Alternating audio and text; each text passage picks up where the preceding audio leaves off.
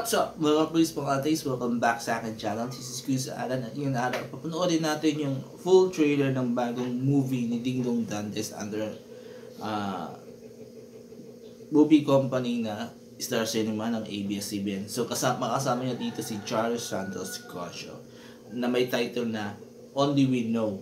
So it looks like a May December relationship storyline ito. So, hindi ko ito patatagalin pa, papanoorin natin yung video and later ibibigay kong reaction at opinion ko on the full trailer. So, let's go!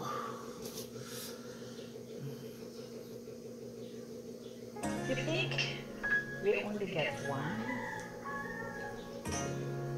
one great love and that's it? Totoong isa lang talaga ang great love natin. Batay tayo kapag Bata ka pa naman. You can have a lot of great loves. Tayo natikutin. Nothing seems to happen. Oh, collab between Star Cinema sa kaning movie outfit ni Ding Dong. It's the same with these.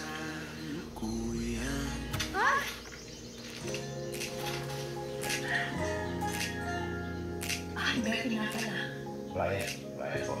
Wag na po or opo. Becky na lang. Pilig ka talaga sa patik. And sourdough. Yung senior ID po ng mama niya para sa siya. Hindi ko siya mama. Meron ka ba Facebook or Instagram? Pero hindi ko masyadong nagagamit. Boomer. I happen to like dating myself. Okay. Casual sex. Why not? Maybe that can help you. Kung gay ka lang ito.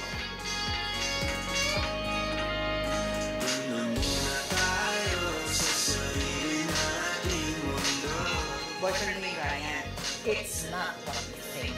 Nagluluto-lutoan na kayo, it's not what you think. Tinutulungan niyo ako sa mga sira sa bahay ko. Ipapay-payo pa ako.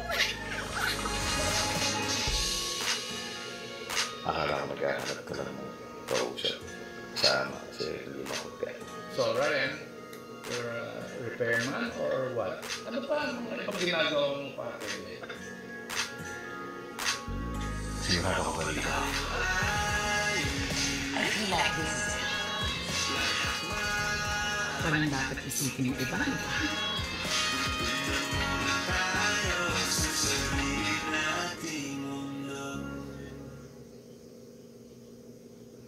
Okay, tayo ko napanood natin yung Only We Know by Ding Dong Dantes and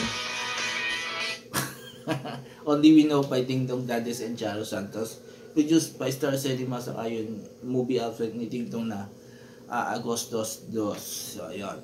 So, this is, tulad ng sinabi ko, this is a May-December relationship storyline and it looks good. Hindi siya heavy drama, so very light lang siya. And the acting was okay rin. Hindi naman sobrang yung matinding drama ang nangyari dito sa trailer na nakita natin dito sa trailer. So the acting was fine. Hindi siya OA, hindi siya yung underacting. And they look good together. Especially kay Chara, mukha siyang bata, diba? Even though ang age niya is nasa 70s na ata siya, or yeah. Kasi kasabayan ni Christopher Tilion to, or younger kay Christopher Tilion to. So mga 60s plus siya. So honestly, I like the movie. Kung if you really like yung mga very like the storyline, romantic movie, diba? Na not the typical romantic movie na mga younger love team, diba? This one, different age, diba? Even though si Ding Dong, di na rin siya young. He's around 40s na. Kasing age ko siya. Then, like what I've said, si Charo naman is around 60 plus to mid-60s to early 70s. So, yeah. So, parang nanay na lang. Kasi ganyan rin age ng nanay ko. Ganyan ang gap namin. So, medyo parang nanay ng tingin ko na. So, okay, fine. wala akong nakikita problema. Siguro ang wish ko lang, I hope yung storyline niya is mas malalim yung tatalakayan nila, not on the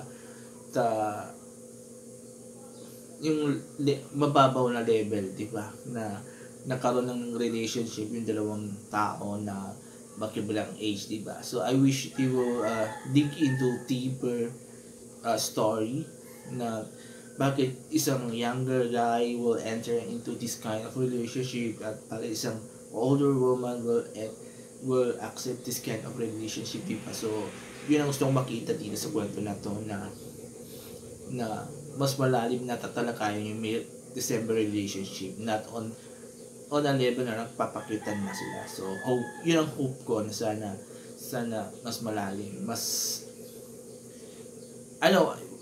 people will hate that, yung ganong klaseng storyline, yung malalalim. Pero kasi as me, an older guy, mas gusto ko nga ng kwento na medyo malalim yung hugot, mas malalim yung pagtalakay ng story. But again, kung kinikater dito naman younger viewers, then maybe the storyline is ganun kababaw ang level, diba? So yun. So but still, it looks good. Kung i-recommend ko, possible, yes, possible panoorin to kasi it's very light. Wala naman siyang wala naman ako nakita ng mga heavy drama as compared to sa mga love team na romantic movies, di ba, na heavy drama, sigawan, di ba, iyakan. So yun. So again, sa acting wala akong problema, especially kay Charo, because I've seen her, the first time I've seen her in the screen way back in the early 90s nung napanood ko yung the first movie niya. Hindi na first sa cinema, pero first na movie niya is yung Itim, and that was very very dark movie together with Jay Ilagan, if not mistaken, Jay Ilagan, diba? So ang galing niya doon, and ang galing yung movie niya. So yun, so hopefully yung nakita kong acting doon ni Charo will magpapalagin natin dito sa movie na to, kung may mga scenes na medyo heavy drama, diba? So yun, so there you go. So kayo mga quiz, mga atis, na excited pa sa movie na to na Only We Know, na isang May-December relationship story, or you prefer mga younger love things? So mag-comment kayo dito sa baba, and I will read all your comments and I will try to interact with you guys.